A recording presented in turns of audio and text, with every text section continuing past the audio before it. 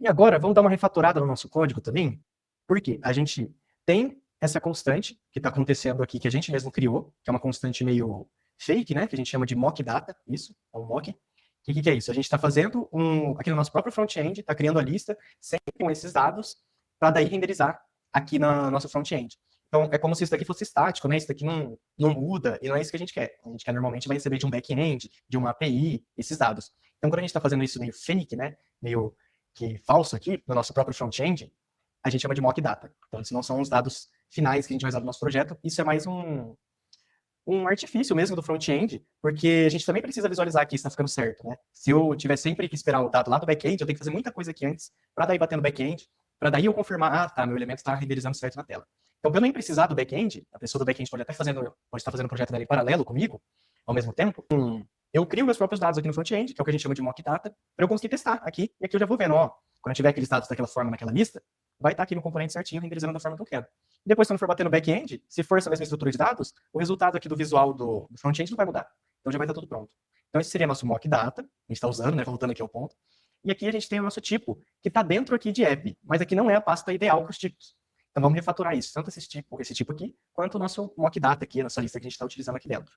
Então, a gente vai criar a pasta types, aqui dentro de SRC, que é onde eu falei para vocês que é a nossa estrutura principal do código. Vamos criar nosso types, criamos nossa pasta types, e vamos passar todo esse type aqui para lá, criando uma pasta type também. Aqui vai começar a dar erro, né? Mas agora a gente vai criar esse type aqui para aí sim importar aqui dentro. Então primeiro eu vou criar minha pasta. Essa pasta eu posso falar só teste, que agora eu já estou dentro da pasta types, né? Então eu posso criar o teste, o type teste.ts. Eu não preciso criar teste type, né?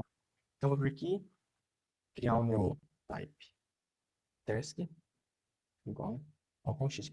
Esse nosso componente tem o nome task, até para deixar mais tudo certinho aqui, eu vou mudar esse task para task card, que na verdade é um cartão de task, né? Então nessa refatoração, eu vou começar pelo nome da task do componente, então. Segura a ideia do type ali que a gente já vai chegar.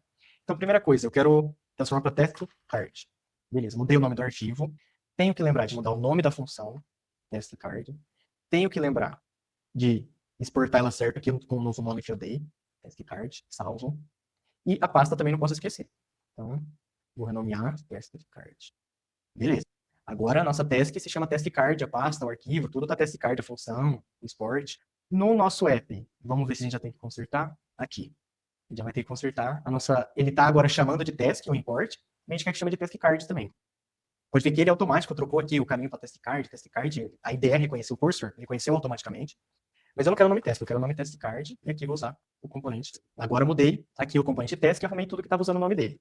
Agora eu vou voltar lá para os nossos types, eu type test, vou colocar aqui o type test, igual a, deixa eu ver se a gente tinha copiado, aqui, test, é igual a todos os nossas propriedades que a gente tinha colocado lá. E aqui a gente já tipa aqui para string, date, tudo certinho. Agora, para usar lá no meu test card e no meu app, que é onde eu estou usando o test type, que eu apaguei aqui no meu app, né? E até começou a dar erro aqui em todo lugar que eu uso o test type, eu tenho que exportar ele aqui, simplesmente exporto o meu tipo, a minha pasta test aqui, e agora sim, aqui eu vou importar ele, não é esse test type, é mesmo, que se eu der um Ctrl ponto, a IDE vai reconhecer, às vezes ela não reconhece, tá? Mas aqui já reconheceu, ele fala, você quer adicionar lá da pasta types esse tipo aqui? Sim. Então, ele chamou aqui, ó, import type test. É isso. Agora lá, mesma coisa no nosso task card, a nossa task prop usa o teste que é um task type. Como ele não existe mais, ele não está lá mais no app, vamos apagar isso aqui. E vou dar, não é mais task type, é só teste. Vou chamar de task, né, o tipo. E vou dar o control ponto para importar. E aí, tá importado aqui. Tanto aqui dentro do nosso task card, quanto aqui dentro do nosso app. E qualquer lugar que precisar desse tipo task aqui, ele vai estar lá dentro da nossa pasta types, é só importar e utilizar. E como é a nossa entidade aqui principal do projeto, isso é importante que todas as nossas entidades, tipar ela certinho, deixar aqui numa pasta separada, para todo mundo que for usar a nossa entidade, usar ela igual.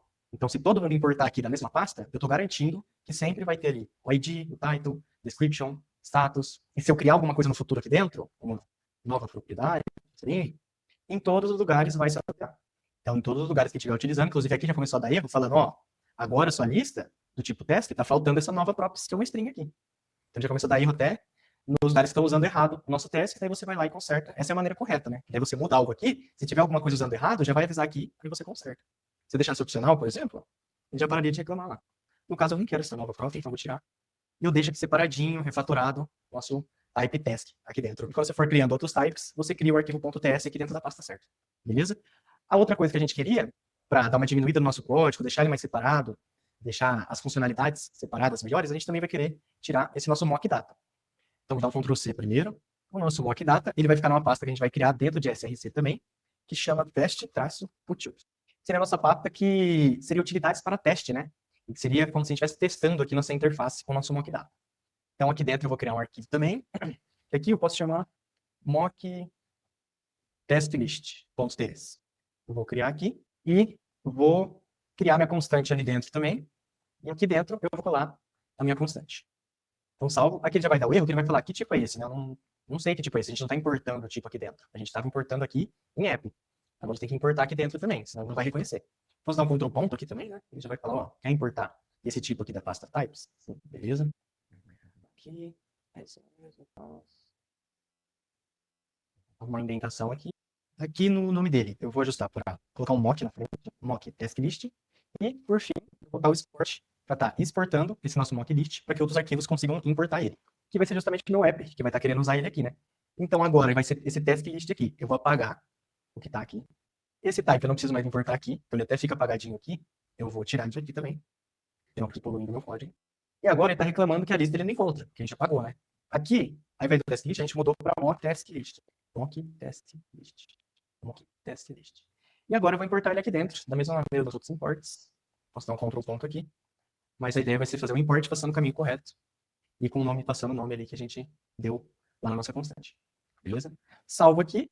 Agora sim, nossa aplicação. Parece que nada mudou, né? Mas tudo mudou, porque agora ela está mais refatorado, o código está mais limpo, né? Está mais profissional também, a própria separação dos arquivos. Cada arquivo está cuidando de uma responsabilidade, né? E o resultado continua o mesmo. E agora a gente tem um código mais profissional, né? Mais separadinho, as coisas fazem mais sentido aqui e estão melhor estruturadas. Uma diferença legal de notar aqui é que quando a gente vai importar algo, se aquele algo não tiver sendo exportado com o export default, que seria esse carinha aqui, logo depois do export, se eu uso esse export default na pasta...